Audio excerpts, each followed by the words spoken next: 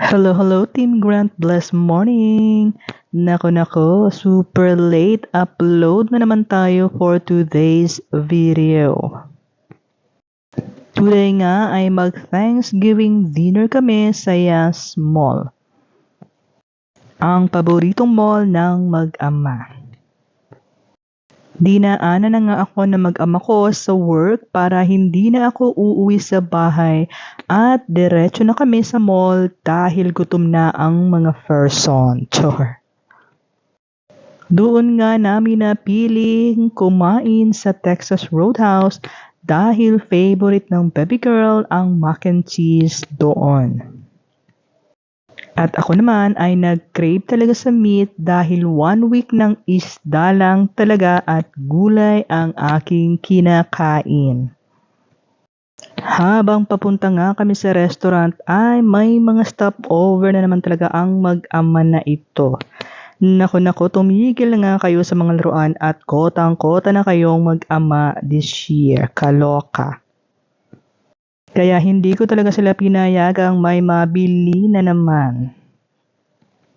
So nandito na nga kami at tignan nyo naman nilanta ka na agad ng mag-ama ang free nuts nila habang ako naman ay di ko na napigilang kumain ng free bread nila na talaga namang masarap. Medyo napadami nga ang order namin dahil maghapon kaming hindi kumain para may space nga naman sa Thanksgiving dinner na ito.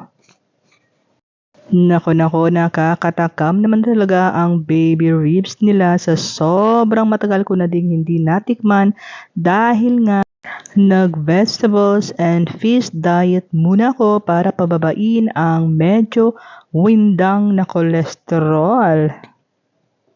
At kita niyo naman ang baby girl ay talaga namang in-enjoy agad ang kanyang mac and cheese. Sa laki ba naman ng aking meat ay hindi ko talaga yan naubos at naiuwi ko pa ang kalahati. Chor. Dahil nga nakapag Thanksgiving na ay nilabas na ni Daddy Jimmy ang aming nakatagong Christmas tree na siyang nilagay namin last year. So ulit-ulit lang pag may time. Char. Ako na nga ang nauna mag-assemble ng Christmas tree at super excited ko talaga pag ganitong magpapasko, guys.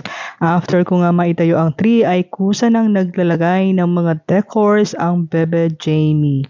Gustong-gusto rin talaga niya ang nag-decorate at excited siya magsabit-sabit ng mga Christmas balls. At pati nga ang Daddy Jimmy ay nakideko na din at nilabas na yung mga ginawa nilang castle last year. Thanks for watching! Merry Christmas, everyone!